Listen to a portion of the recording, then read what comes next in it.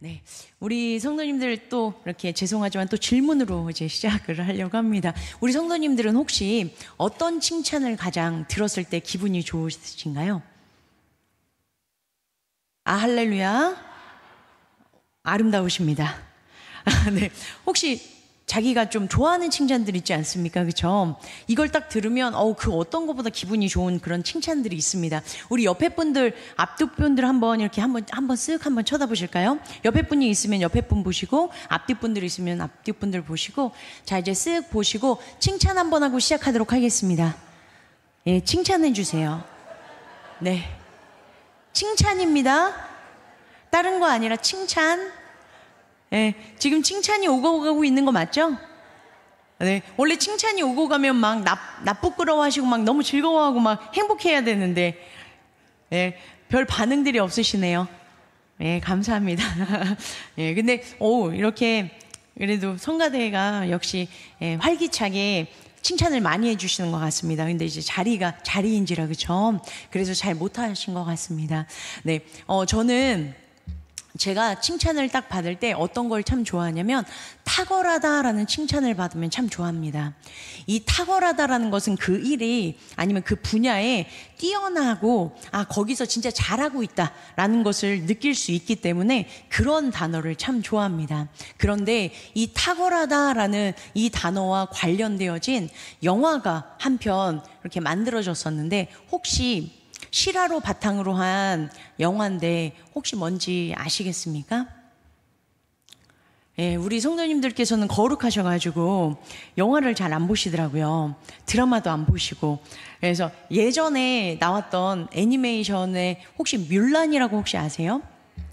할렐루야, 알고 있는 것도 너무 감사하네요. 예, 뮬란이라는 이 애니메이션이 몇 년 전에는 영화로도 이렇게 나왔습니다. 그런데 이 뮬란이라는 이 영화는요, 정말 중국의 이 설화를 바탕으로 해서 한 영화라고 이야기를 합니다. 이것의 유래는요, 당나라 때 목란이라는 여자가 있었다라고 합니다. 그런데 이때 이 여자가 군대에 이렇게 전쟁에 나가서 12년 동안 그 전쟁터에서 함께 열심히 그 일을 하다가 12년 만에 집에 돌아왔다고 합니다. 그래서 이 목란이라는 이 여성이요, 평소에 말타기와 무예 연습을 많이 했었다고 합니다. 그런데 어느 날 황제가 이제 군대를 징집을 하는데 거기에 아버지의 이름이 적혀 있는 거예요. 근데 그때 아버지가 연세가 많으셨고 병이 있으셨습니다. 그래서 차마 아버지를 보내지 못하고 그 징집서를 들고 이 목란이 그 말과 안장을 지워서 떠나게 되어집니다. 그런데 놀라운 건요, 10년이 넘는 그 시간 동안 아무도 여자인지 몰랐고요. 그리고 그 어려운 그 전쟁과 전투에서 많은 공을 세웠다라고 합니다. 그래서 이제 목란이 이제 집에 돌아오고 나서 이것이 구전으로 흘러졌고요. 그래서 이게 목란시라는 것으로 지금까지도 이게 남겨져 있다라고 합니다. 그래서 이 여인의 그 일대기를 놓고 전에도 없고 그리고 앞으로도 이런 일들이 일어나기 너무나도 힘든 비범한 성취, 최고의 수준의 경지에 이르렀다라고 하는 말이 사자성어로 오늘 제목인 공전저루입니다. 그래서 이것을 또 다른 말로 우리 성도님들과 제가 잘 알고 있는 단어로는요, 전무후무, 천하무쌍, 이런 단어들로 사용되어진다라고 합니다. 이스라엘에는 몇 명의 왕이 있었을까요? 감사합니다. 42명의 왕이 있었습니다. 통일 왕국 시대 때 3명이 있었고요. 북이스라엘에 19명, 남유다에 20명. 그래서 합치면 42명의 그런 왕이 있었습니다. 그러면 그 42명 중에 공전저루, 전에도 없었고 후에도 없는 전무후무한 왕은 몇 명 정도 있었을까요? 예, 오늘 본문 말씀이 힌트입니다. 할렐루야. 맞습니다. 전에도 없었고 후에도 없는 이 공전저루의 왕이 이스라엘에 3명이 있었습니다.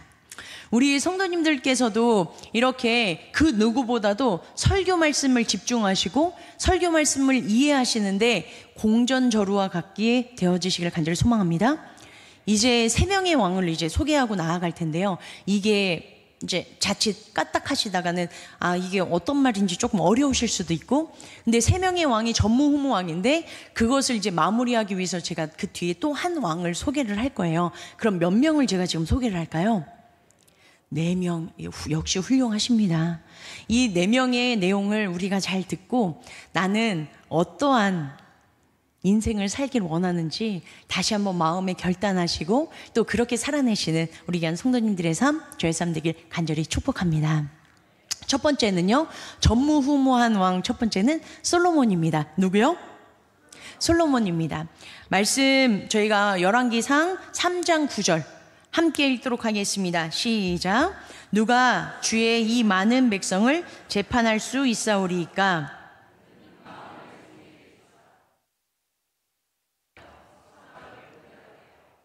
아멘. 솔로몬이 이것을 왜 하나님께 요청을 하게 되어졌죠? 기브온 산당에 솔로몬이 제사를 드리러 갔습니다. 1000번제를 드렸죠.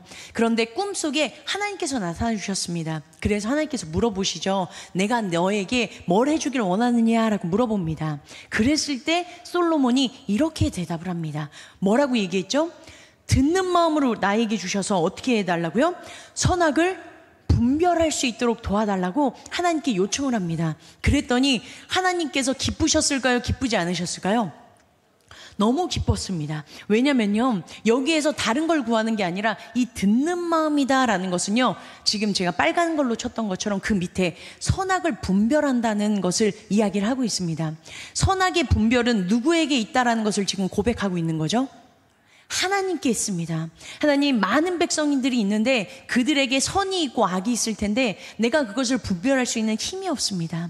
선악의 주관자이신 하나님께서 그것을 분별할 수 있도록 나에게 마음을 허락해 주세요 라고 이야기를 합니다. 그랬더니요, 하나님께서 너무 흡족해 하십니다. 자, 12절 함께 읽도록 하겠습니다. 함께 읽겠습니다. 시작. 내가 내 말대로 하여 내게 지혜롭고 총명한 마음을 주노니 내 앞에도 너와 같은 자가 없었거니와 네 뒤에도 너와 같은 자가 일어남이 없으리라. 아멘. 하나님의 마음에 합하게 기도를 했더니요, 하나님께서 전에도 없었고 후에도 없는 뭐를 주신대요? 지혜와 총명을 주겠다라고 얘기를 합니다. 그래서 잘 아시는 것처럼요, 성경에 잠언서, 전도서, 이 지혜서를 누가 썼죠? 그렇죠. 솔로몬이 썼습니다. 그리고 성경을 이제 많이 보셨고 들으셨을 때 많은 사람들이요, 솔로몬을 구경하러 왔습니다. 뭘 듣고 싶어서요? 그렇죠. 그의 지혜가 너무 탁월해서 그것을 듣고 싶어서요. 근데 더 놀라운 건 뭔지 아십니까?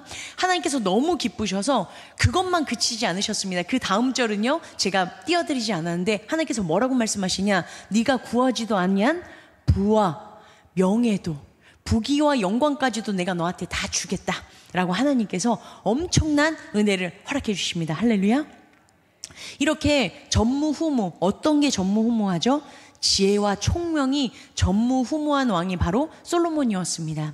그런데 우리가 이 사람의 처음을 보고 마지막을 봐야지 이 사람의 인생이 어떻게 마무리되어졌는지 알 수 있지 않습니까? 그래서 우리가 마지막, 솔로몬의 마지막을 보면 이 전무후무했던 이 모습이 마지막에는 어떻게 되어졌는지 저희가 살펴볼 수 있을 것 같습니다. 함께 보도록 하겠습니다. 열왕기상 11장 9절입니다. 솔로몬의 말년이 이렇습니다. 함께 읽겠습니다. 시작. 솔로몬이 마음을 돌려 이스라엘 하나님 여호와를 떠남으로 여호와께서 그에게 진노하시니라.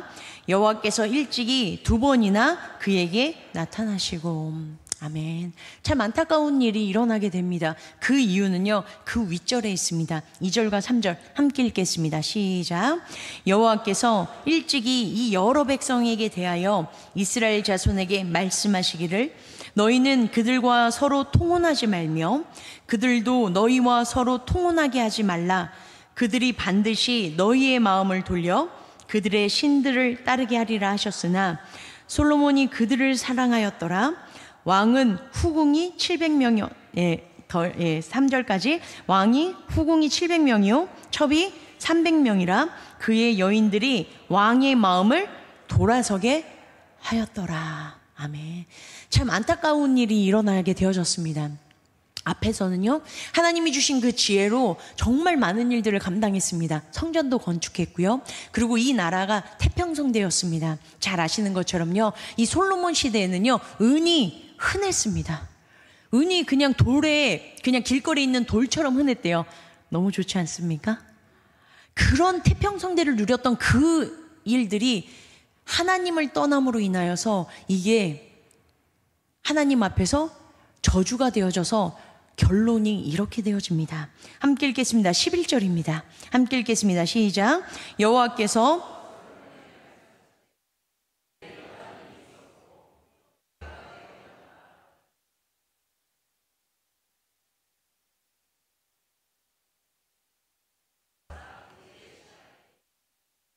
아멘. 참 안타까운 이야기가 되어지죠. 통일왕국시대의 왕이 3명이라고 말씀드렸죠. 그게 바로 솔로몬 때까지입니다. 그리고 솔로몬이 이런 잘못을 함으로 인하여서 하나님께서 나라를 2나라로 분리시킵니다. 그래서 그런 안타까운 일들이 말년에 일어나게 되어집니다. 두 번째 전무후무한 왕을 보도록 하겠습니다. 그 왕이 누구죠? 히스기야 왕입니다. 열왕기 하 18장 5절 함께 읽도록 하겠습니다. 시작. 히스기야가 13절 읽도록 하겠습니다. 시작. 히스기야 왕 제14년에 아수르의 왕 사네립이 올라와서 유다 모든 견고한 성읍들을 쳐서 점령하매라고 얘기를 하고 있습니다. 북이스라엘이 하나님을 떠났습니다. 그래서 하나님께서요, 아수르를 통하여서 멸망시키셨습니다. 그랬더니 아수르가 이제 타겟을 다시 잡았습니다. 누구로 타겟을 잡았을까요? 그렇죠. 남유다로 타겟을 잡아서 남유다에게 내려왔습니다. 그런데요, 이 남유다에게 내려왔을 때 히스기야가 한 행동이 있는데요, 이렇게 했습니다. 열왕기하 19장 14절입니다. 함께 읽겠습니다. 시작. 히스기야가 사자의 손에서 편지를 받아보고 여호와의 성전에 올라가서 히스기야가 그 편지를 여호와 앞에 펴놓고 아멘. 지금 히스기야가 사네립 이 왕이 랍사게라는 그 군대 장관을 통해서 막 비방하게 하고요, 편지를 막 던집니다. 그래서 그들의 마음을 돌이키게 하려는 그런 수법을 그들에게 행했습니다. 그런데요, 그 편지를 이제 받아들고 히스기야가 뭐라고 그랬냐면 백성들에게 아무런 반응도 하지 말라라고 얘기를 하고 나서 자기는 그 편지를 가져다가 어떻게 했다고요? 여호와 앞에 펼쳐놓고 하나님 보십시오라고 얘기했습니다. 히스기야는 어떤 마음이었던 걸까요? 그리고 어떤 모습을 지금 보여주고 있는 거죠? 하나님이 정말 살아계신 것처럼, 하나님이 정말 이 편지를 보고 계신 것처럼 하나님 앞에 펼쳐 놓았습니다. 어떻게 우리 성도님들 힘들고 어려울 때 하나님 이런 일이 있습니다라고 해서 이렇게 누가 나에게 험한 문자를 보냈을 때 하나님 이런 문자 하나님 보세요, 이렇게 혹시 해보신 우리 성도님들 계십니까? 할렐루야. 예, 아멘들이 곳곳에 입모양으로 보이시네요. 역시 훌륭하십니다. 그 믿음은 바로 하나님이 지금도 살아계시다는 거, 그리고 하나님이 그걸 봐주고 계신다는 거, 이것을 믿는 믿음으로 지금 히스기야가 하나님 앞에 펼쳤다는 것입니다. 그리고 뭐라고 얘기하냐면요, 16절은 제가 읽어드릴게요. 여호와여 귀를 기울여 들으소서, 여호와여 눈을 떠서 보시옵소서. 사네립이 살아계신 하나님을 비방하러 보낸 말들을 들어주시옵소서라고 하나님께 일릅니다. 그리고 나서 하나님께 또 뭐라고 결론을 짓냐? 19절 함께 읽도록 하겠습니다. 시작. 우리 하나님 여호와여, 원하건대 이제 우리를 그 손에서 구원하옵소서. 그리하시면 천하 만국이 주 여호와가 홀로 하나님이신 줄 알리이다 하니라. 아멘. 하나님을 의지한 5절에 보면요, 18장 5절에 보면 하나님을 의지한 왕이 히스기야처럼 전에도 없었고 후에도 없었다. 뭘 했던 왕이요? 하나님을 의지했던 왕은, 히스기야처럼 의지했던 왕은 전에도 없고 후에도 없었다라고 얘기를 합니다. 이런 히스기야를 통해서 하나님께서 어떻게 일해 주셨냐? 이렇게 일해 주십니다. 19장 35절입니다. 함께 읽겠습니다. 시작. 이 밤에 여호와의 사자가 나와서 아수르 진영에서 군사 18만 5천 명을 친지라. 아침에 일찍 일어나 보니 다 송장이 되었더라. 아멘. 어떤 일이 일어났죠? 아수르가 유다를 멸망시키려고 진을 쳤습니다. 그런데요, 하룻밤 사이에 하나님께서 천사를 보내서 그 모든 군대를 다 멸하셨습니다. 그 수가 무려 18만 5천 명이나 되어지는 엄청난 숫자를 하나님께서 멸해 주시는 놀라운 일들을 경험하게 되어졌다는 것입니다. 어떤 일을 했더니요? 하나님을 의지했더니요. 사람을 의지하지 않고요, 사람께 손 내밀지 않고요, 오직 하나님께만 말씀드렸더니 살아계신 하나님께서 그것을 행해 주셨다는 것입니다. 그런데 히스기야의 말년은 어떤 것 같으세요? 잘 기억나시죠? 히스기야가 어떤 일을 하죠? 이제 말년에 죽게 되어졌습니다. 죽을 병이 걸렸죠. 그랬더니 어떻게 하죠? 기도를 합니다. 하나님께 기도를 해요. 그래서 하나님께서 몇 년을 연장시켜 주시죠? 15년을 연장시켜 주십니다. 거기까지는 참 좋았죠. 그런데 여기서 문제가 생깁니다. 15년이 연장되어지는 게 문제가 생깁니다. 이렇게 살아났다라는 것을 바벨론에서 듣습니다. 그리고 바벨론에서 사신을 보내요. 축하한다고 사신을 보냅니다. 그랬더니 히스기야가 이제 너무 당당해지고 너무 교만해져서 어떤 일을 하게 되냐, 자기가 가지고 있는 자기의 힘을 과시하고 싶어서 모든 것들을 다 보여줍니다. 하나도 빠짐없이 저장고에 있는 모든 것들을 다 보여줍니다. 그것을 보시고 하나님께서 이렇게 말씀하십니다. 20장 17절입니다. 함께 읽겠습니다. 시작.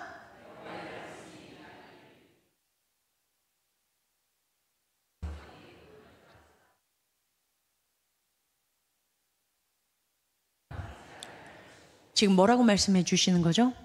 지금 겸손히 행하였을 땐 하나님께서 연장을 15년 동안 해주셨는데, 지금 자신을 과시했던 일로 인하여서 바벨론에 포로가 되어질 것이다.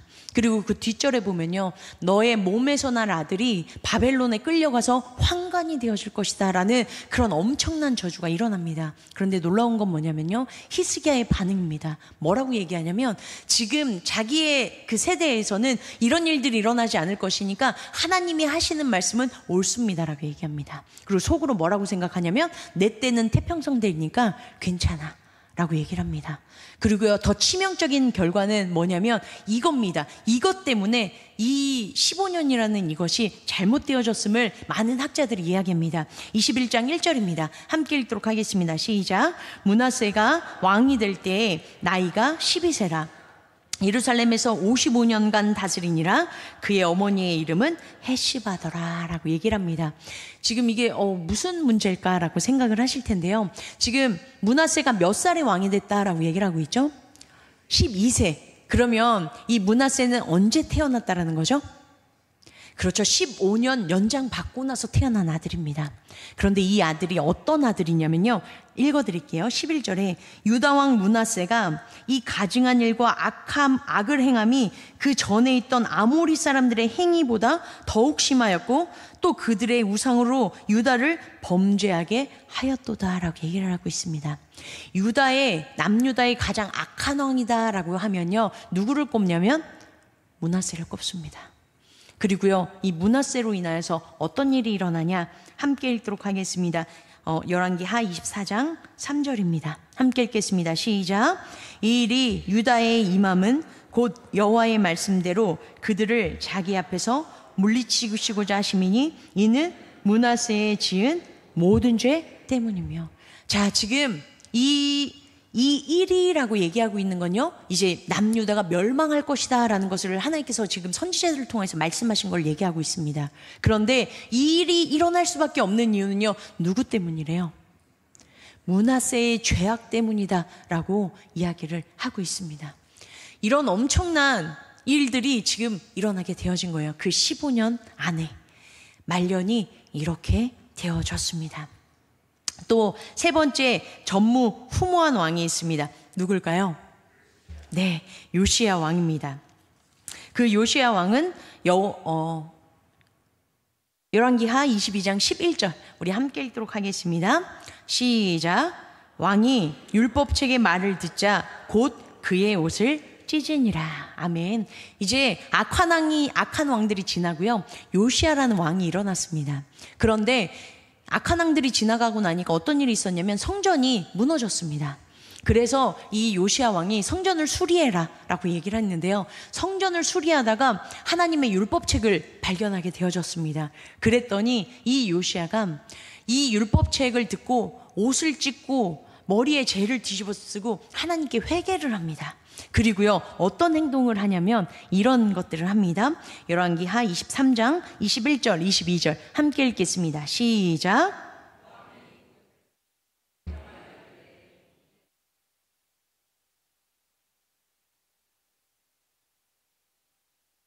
사사가 이스라엘을 다스리던 시대부터 이스라엘 여러 왕의 시대와 유다 여러 왕의 시대에 이렇게 유월절을 지킨 일이 없었더니, 하나님 앞에 철저하게 회개를 하고요, 하나님께서 지키라고 했던 그 유월절을 왜 지켜야 되는 걸까요?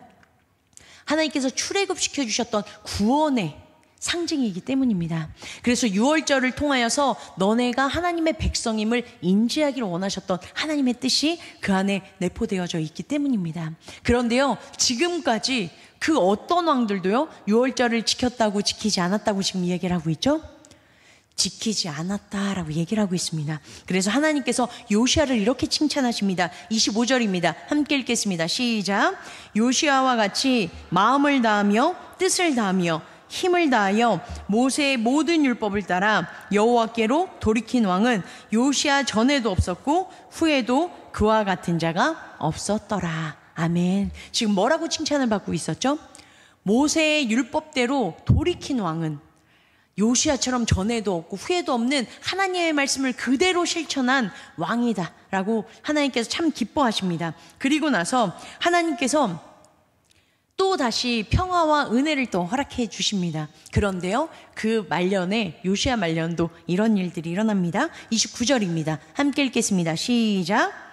요시야 당시에 애굽 왕 바로 느고가 아수르 왕을 치고자 하여 유브라데 강으로 올라가므로 요시야 왕이 맞서 나갔더니 애굽 왕이 요시야를 무깃도에서 만났을 때 죽이니라. 아멘. 여기에서 지금 이제 말씀을 보면 저희가 구체적으로 왜 그냥 요시야가 바로의 느고 때문에 죽었구나 라는 것을 저희가 이해를 할 텐데요. 그런데 역대하에 보면 이거에 대해서 잘 설명을 해 놨습니다.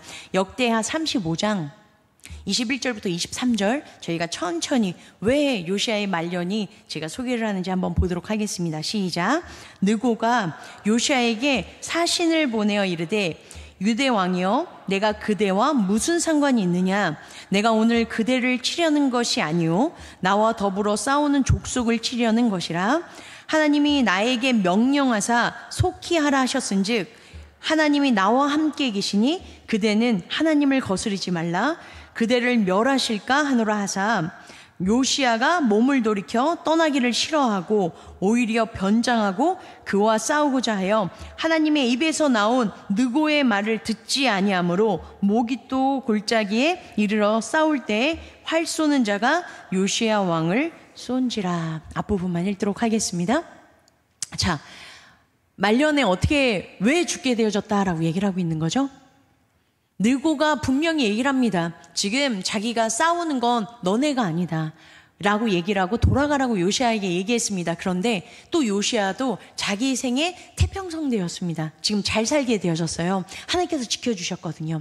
그랬더니 어떤 일이 일어나죠? 그 말을, 하나님의 음성을 듣나요? 듣지 않나요? 듣지 않습니다. 뭐라고 칭찬받았던 사람인데요. 모세의 율법을 이렇게 지킨 왕은 없다라는 칭찬을 받았는데요.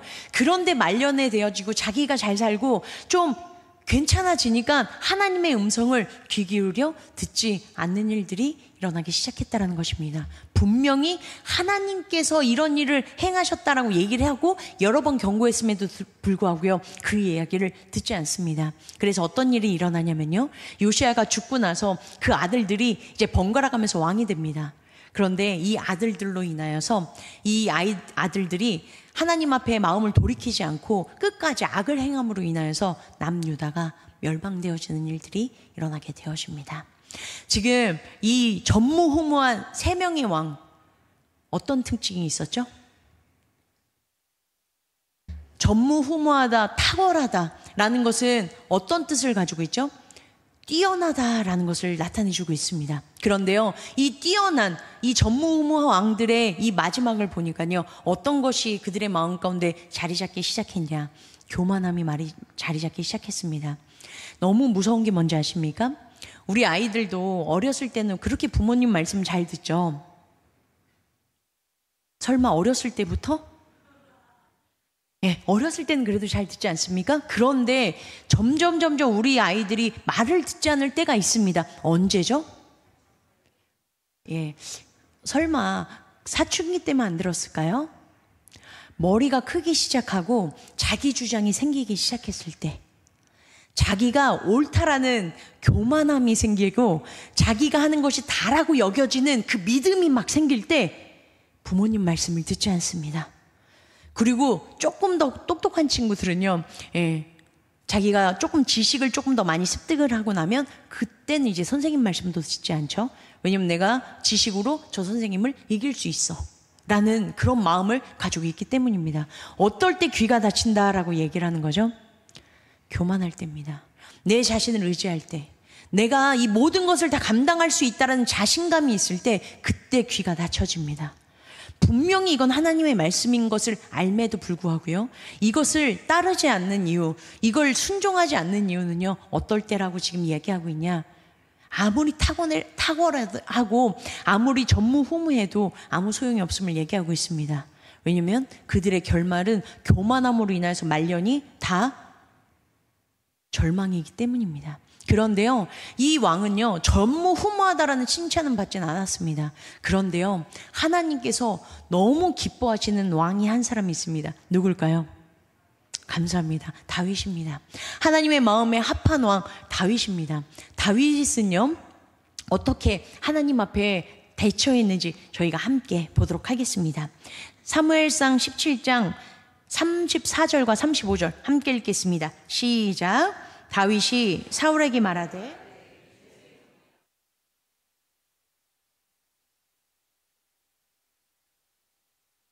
내가 따라가서 그것을 치고 그 입에서 새끼를 건져내었고 그것이 일어나 나를 해하고자 하면 내가 그 수염을 잡고 그것을 쳐 죽였나이다. 아멘. 지금 다윗이 사울에게 이렇게 얘기를 합니다. 그리고 이런 고백을 합니다. 37절입니다. 또 다윗이 이르되 여호와께서 나를 사자의 발톱과 곰의 발톱에서 건져내셨은즉 나를 이 블레셋 사람의 손에서도 건져내시리이다. 사울이 다윗에게 이르되 가라, 여호와께서 너와 함께 계시기를 원하노라. 아멘. 지금 다윗의 특징을 보면요, 내가로 시작을 합니다. 그런데 뭘로 마무리를 하냐면 여호와께서로 마무리를 합니다. 다윗은요, 이 모든 것들, 자기의 일어나는 모든 사건은 자신의 힘으로 한 것이 아니라 하나님의 그 도움의 손길로 인하여서 자신이 지금까지 존재하고 있는 존재라는 것, 지금까지 살아갈 수밖에 없는 사람이라는 것을 깨달은 사람, 그 사람이 바로 다윗이었다는 것입니다. 그렇기 때문에 이 모든 일의 공로를 누구에게 올려드린 거죠? 하나님께. 내가 힘이 세서 그렇다고 할 수도 있잖아요. 내가 좀 많이 싸워봐서 할 수 있다라고 하지만 뭐라고 고백하냐? 여호와께서 이 모든 일을 해주셨습니다라고 고백한 사람이 바로 다윗입니다. 그랬더니 하나님께서 어떤 축복을 주시냐? 사무엘하 11장부터 12장 처음과 끝을 보면요, 암몬과의 전투에서 하나님께서 승리케 해주십니다.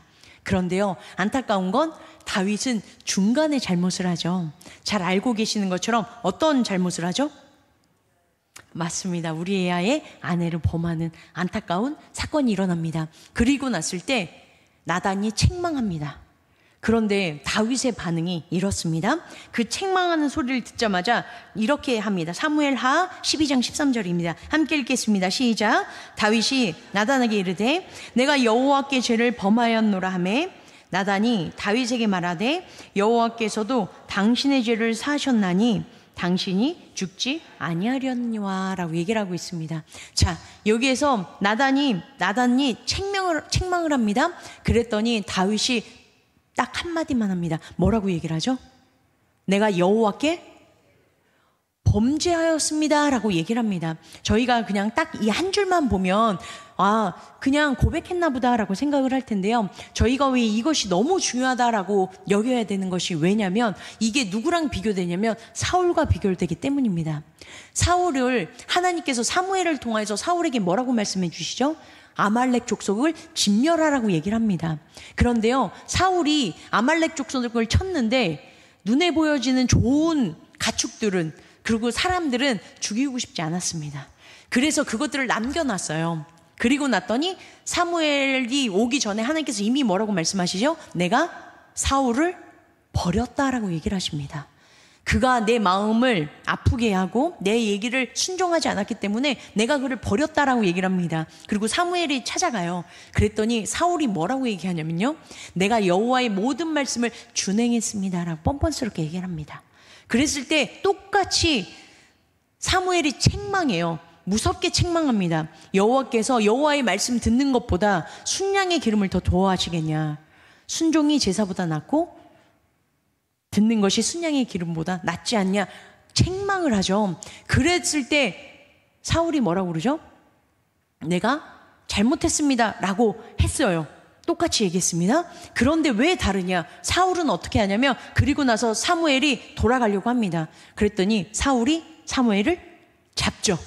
그래서 뭐라고 얘기하고 있죠? 이 백성들 앞에서 나를 축복해달라고 얘기합니다. 이 백성들 앞에서 이 공적을 나에게 돌려달라고 얘기를 합니다. 그리고 나서 옷을 찢어질 정도로 사무엘을 잡아서 자기가 결국엔 축복 기도를 받고 자기를 높이는 일들을 행합니다. 그런데요, 여기서 보면요, 다윗은요 절대 그런 말이 없습니다. 내가 잘못했습니다 라고 해서 하나님 앞에 더 이상 변명하지 않습니다. 완전한 인정과 완전한 회개를 하나님 앞에 올려드린 겁니다. 그래서 시편 51편 잘 알고 계시죠? 시편 51편을 딱 보시면요, 거기 앞에 제목이 밧세바를 범하고 나서 다윗이 지은 시라고 적혀 있습니다. 그런데요, 학자들이 뭐라고 얘기하냐면요, 그건 다윗이 쓴 게 아니다라는 견해가 대부분입니다. 그런데요, 이걸 다윗의 이름으로 넣어줬던 거래요. 그 이유는 뭐냐면 그만큼 다윗이 하나님 앞에 온전히 행했음을 나타내 주기 때문이라고 합니다. 다윗의 그 신실함과 진실함이요, 지금 이 한마디로 다 요약된 것입니다. 뭐죠? 내가 여호와께 범죄했습니다. 내가 정말 잘못했습니다. 내가 하나님 앞에 죄인입니다라는 이 고백을 통하여서 하나님께서 어떻게 해주시는 거죠? 다윗을 끝까지 그럼에도 불구하고 함께 해주시는 놀라운 일들이 있습니다. 그래서요, 다윗의 말년은 이렇습니다. 함께 보도록 하겠습니다. 열왕기상 15장 3절과 5절입니다. 함께 읽겠습니다. 시작. 아비암이 그의 아버지가 이미 행한 모든 죄를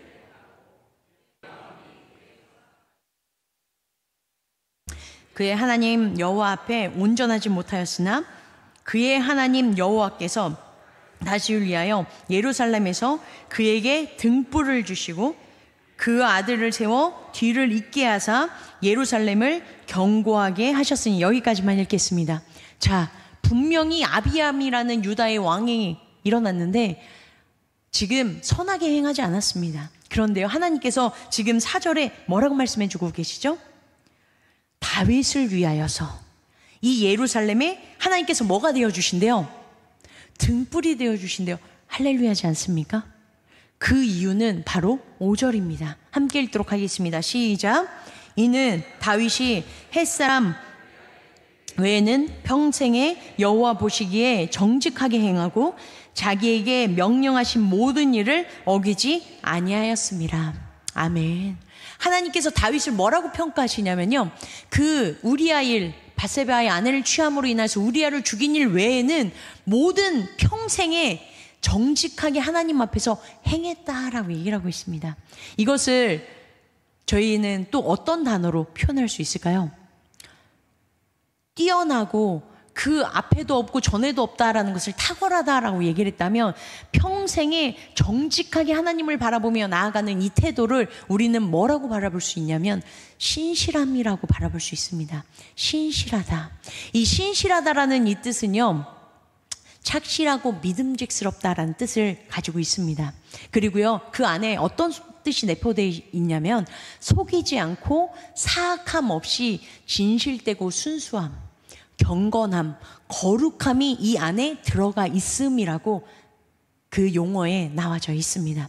신실함은 어떤 것을 얘기하고 있냐면 하나님 앞에 꾸준하게 정성껏 진실됨으로 하나님 앞에 나아가는 것, 그것을 지금 얘기를 하고 있습니다. 다윗은요, 탁월하진 않았습니다. 그런데 하나님 앞에 어떻게 했죠? 신실했습니다. 그랬더니 결국엔 하나님께서요, 지금 후손들에게 어떤 왕으로 기억되는 거죠? 가장 탁월한 왕으로 기억되어집니다. 탁월함을 타고날 수 있습니다. 그런데 그것이 하나님께 붙들림 바 되어지지 않으면 그것으로 망할 수 있습니다. 하지만요, 탁월함은 없을 수 있습니다. 그런데 하나님을 향한 진실함과 성실함과 하나님을 사랑하는 마음이 있으면 하나님께서 우리들의 삶을 아름답게 이끌어 가주시고, 그것으로 인하여서 우리들의 삶을 어떤 분야든 내가 하나님께 쓰임받는 달란트를 받은 그 분야에서 하나님께서 탁월하게 이끌어 주실 줄 믿습니다. 이 다윗을 그래서 하나님께서 뭐라고 표현하시냐 잘 알고 계시는 거죠. 사도행전 13장 22절입니다. 하나님께서 다윗을 이렇게 표현하십니다. 잘 아시죠? 함께 읽겠습니다. 시작. 패하시고 다윗을 왕으로 세우시고 증언하여 이르시되 내가 이새의 아들 다윗을 만났나니 내 마음에 맞는 사람이라 내 뜻을 다 이루리라 하시더니. 아멘. 자, 하나님께서 다윗을 뭐라고 표현해 주셨죠? 내 마음에 맞는 사람이다 라고 얘기를 하고 있습니다. 이걸요, 영어 성경에 이렇게 얘기하고 있더라고요. 자, 함께 읽어볼까요? 너무 발음이 좋습니다. 그렇죠. 원어민인 줄 알았습니다. 네. 지금, 제가 원어민 발음했다가 또 이렇게 하면 상처되실까봐 지금 여기에서 얘기하고 있는 이 영어를요, 직역하면 뭐라고 얘기하고 있냐, 이렇게 얘기를 하고 있습니다. 나의 마음 뒤에 있는 한 남자라고 얘기를 하고 있습니다. 지금 이것을 다르게 얘기하면 뭐라고 얘기를 하고 있냐면요, 하나님의 마음에 합하다라는 것은 뭐냐면 하나님 마음보다 절대 앞서지 않는다는 뜻입니다. 하나님의 마음을 알고요, 하나님 마음을 보고 그 마음 뒤에서 하나님의 뜻을 행하는 것, 그것이 바로 하나님의 마음에 합한 사람이다 라고 하나님께서 지금 말씀해 주고 계십니다. 지금 하나님께서요, 다윗을 통하여서 우리에게 끊임없이 말씀해 주고 계신 게 있습니다. 저에게도요, 뭐라고 말씀해 주고 계시냐, 제가 칭찬을 뭘 좋아한다고 얘기했죠? 전 탁월하다라는 얘기를 듣는 걸 참 좋아합니다. 왜냐하면 제가 그동안 공부를 많이 못했었기 때문에 제가 놀랍게 하나님의 은혜로 진짜 제가 성경을 읽기 시작하고요, 정말 하나님과 함께 동행을 하기 시작했더니 제가 이제 신학교로 편입을 했거든요. 그런데 사람들이 저를 딱 봤을 때, 우리 성도님들도 저를 딱 봤을 때 어떤 이미지시죠? 그저 웃는다는 건, 그죠? 예, 그냥 딱 학교에서 나를 딱 처음 만났을 때 모든 사람들도 지금 동일하게 저를 보고 웃었습니다. 그리고 지금보다 저 지금 되게 많이 좋아진 거예요. 그 당시에는 머리가 참 길었고요. 놀랍죠? 머리가 정말 길었습니다. 그런데 이 긴 머리를 제가 어떻게 했냐, 뭐 가꿀 줄 알아야죠. 그래서 이렇게 짬맸습니다, 뒤로. 그리고 앞머리가 없고, 그랬더니 제 별명이 신창원이었습니다. 희대의 살인마. 진심으로, 제가 별명이 그거였어요. 그랬더니 신학생들도 저를 보고 처음에는 움찔을 했죠. 그런데 놀라운 건 뭐냐면요, 제가 하나님의 은혜 안에서, 그리고 말씀드렸던 것처럼, 예전에 한번 말씀드렸던 것처럼 너무 삶이 어려웠었기 때문에 하나님의 도움 없이는 학교를 다닐 수 있는 그런 형편이 아니었어요. 그래서 저는 되게 단순했던 사람이라서 열심히 공부를 했습니다. 사람들은 믿질 않았어요. 그런데 제가 처음에는 5등을 했고요. 안 놀라시네요? 그 다음에는 2등을 했고요. 이제야 놀라시네요? 그리고 저희 학교에는 놀라운 특징이 있는데 어떤 게 있냐면 1, 2, 3, 4학년 중에 1등을 해야 전액장학금을 줍니다. 그래서 제가 하나님께 기도했어요. 하나님, 제가 졸업하기 전에 전액장학금을 받고 싶습니다 라고 기도를 했습니다. 받았을까요? 못 받았을까요? 받았습니다. 할렐루야. 이런 박수 감사합니다. 제가 막 너무 놀라지 마세요. 이렇게 할 수 있었던 건 제가 정말 놀랍게 하나님과 함께 동행하고 정말 신실하게 하나님과 함께 했기 때문입니다. 왜냐하면 그때 당시만 해도 전도사님들이 이제 파트타임이시잖아요. 시험 기간이 되면 교회에서 배려를 해주세요. 그래서 딱 주일 사역만 하고 나머지 뭐 수요일, 금요일을 안 나오게 했습니다. 그런데 제가 다니는 교회는 할렐루야, 시험 기간이고 뭐고 아무런 소용이 없었습니다. 내가 맡은 모든 사역, 거기에다가 뭐 오후 설교도 제가 했어야 됐고, 만약에 담임 목사님께서 부재시면 막 금요 설교도 해야 됐고, 엄청난 훈련을 받았던 곳, 네, 그곳에서 엄청난 훈련을 받아서 제가 이곳에 있는 거죠. 할렐루야.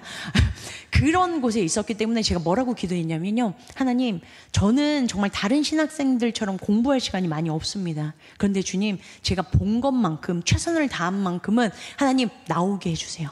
그리고 내가 정말 하나님 앞에서, 다른 친구들은요 비하하는 거 아닙니다. 그냥 제 친구들 얘기한 거예요. 시험 기간이 되면 성경을 안 봐요. 기도도 안 합니다. 왜냐면 그럴 시간에 공부를 해야 되니까. 근데 저는 역으로 어떻게 했냐면 더 성경을 봤습니다. 더 기도했어요. 하나님, 제가 하나님 앞에 이렇게 신실하게 후히 주시고 꾸짖지 아니하시는 주님의 그 지혜를 구하니까 하나님께서 나에게 이렇게 행해 주세요 라고 해서 제가 열심히 성경 보고 제가 기도했습니다. 그랬더니 결국엔 하나님께서 1, 2, 3, 4학년 중에 1등을 하는 놀라운 은혜를 허락해 주셨습니다. 하나님과 함께 하나님을 신실하게 의지하고 하나님께 이 모든 것들을 맡겼더니 하나님께서 일해 주셨습니다. 이게 바로 우리 교회 학교에서 지금 여름 성경학교와 수련회를 하는 이유입니다. 지금 이 시간이요, 아이들이 하나님의 그 신실함을 맛볼 수 있는 시간입니다. 아이들이요, 지금 이건 연중 행사가 아닙니다. 1년에 한 번씩 있는 그런 수련회가 아니라 어떤 시기냐면 하나님의 마음을 배워서 그 뒤에서 일할 수 있는 아이들로 키우기 위한 작업입니다. 너무 중요한 시간이라는 것입니다. 하나님과 함께 할 때 하나님께서 우리를 사용하시는 거지, 하나님 없이 우리가 사용되어지려고 발부둥 칠 때 그 끝은 절망과 아픔이 되어지는데, 내가 하나님께 온전히 신실함으로 나아가면 하나님께서 그 모든 삶을 아름답게, 그 이름을 높여주는 삶을 살게 하여 주신다는 것입니다. 그래서 지금 우리 귀한 성도님들께서 이 교회학교 이 여름 사역에 끊임없이 기도해 주시고 우리 아이들에게 관심을 가져주시고 많은 후원과 또한 많은 그 사랑을 베풀어 주시는 우리 귀한 성도님들 되시길 간절히 소망합니다. 그렇게 우리 교회 학교에 믿음의 다음 세대들에게 투자를 해주시면 반드시 그 아이들이 믿음으로 장성하여져서 정말 이 세계를, 이 나라를 뿐만 아니라 이 세계를 뒤흔들 수 있는 하나님의 사람으로 탁월하게 자라게 되어질 줄 믿습니다. 지금 우리의 이 혼란스럽고 아픈 시대 가운데 정말 중요한 건요, 탁월함이 아니라 한결같은 신실함입니다. 그 신실함을 소유할 때 하나님께서 우리를 사용하셔서 탁월한 자리에 올려주실 줄 믿습니다. 그것을 잊지 않고 우리들의 마음을 오로지 하나님 앞에 신실함으로 올려드릴 수 있는 우리 귀한 성도님들의 삶, 저의 삶 되길 간절히 소망합니다. 오늘은 특별하게 예배를 이 찬양으로 좀 마쳤으면 좋겠어서, 나의 소망이라는, 시와 그림의 나의 소망이라는 그런 곡이 있는데요. 이 곡이 너무 지금 저희 설교와 너무 맞아 떨어져서 이 찬양으로 한번 같이 묵상하면 너무 좋을 것 같다라고 생각을 해서 함께 이 찬양 묵상하시면서 이 찬양으로 같이 기도하실 수 있는 우리 귀한 성도님들 되셨으면 좋겠습니다. 나의 소망 함께 찬양 듣도록 하겠습니다.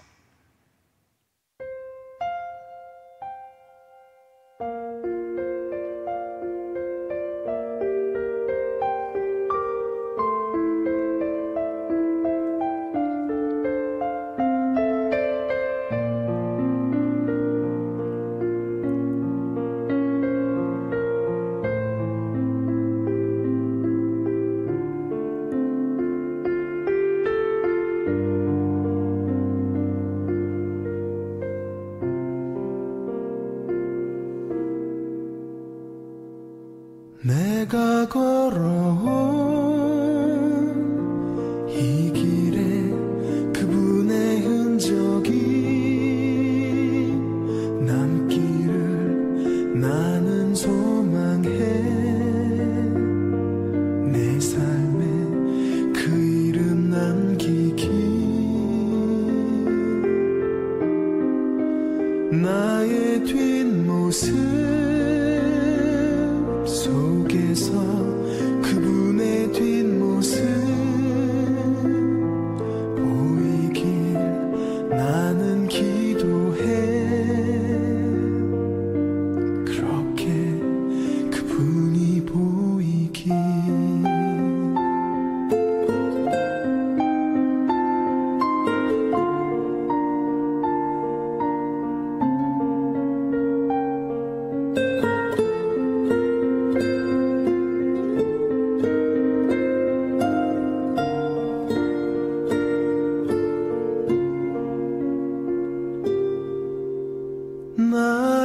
소망은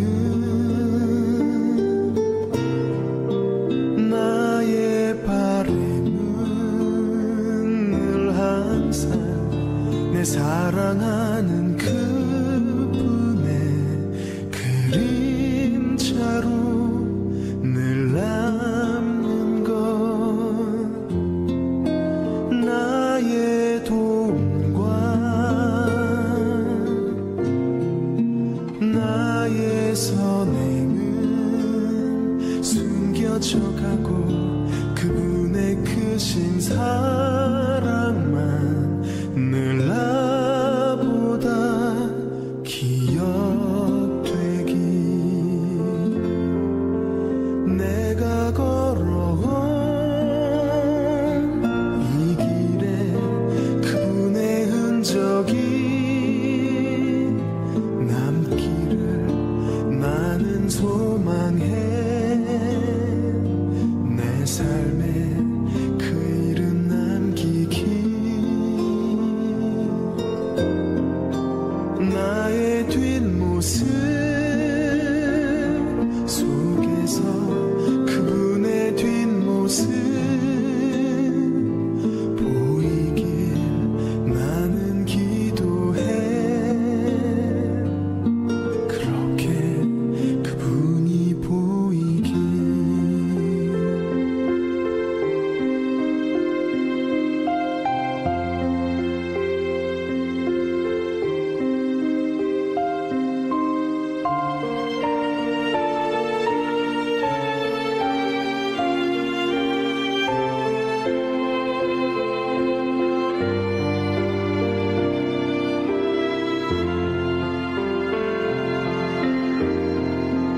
내가 걸어온 이 길에 그분의 흔적이 남기를 나는 소망해 내 삶에 그 이름 남기기 나의 뒷모습 속에서 그분의 뒷모습 보이길 나는 기도해 그렇게 그분이 보이길 나는 소망해 그분의 그림자로 남기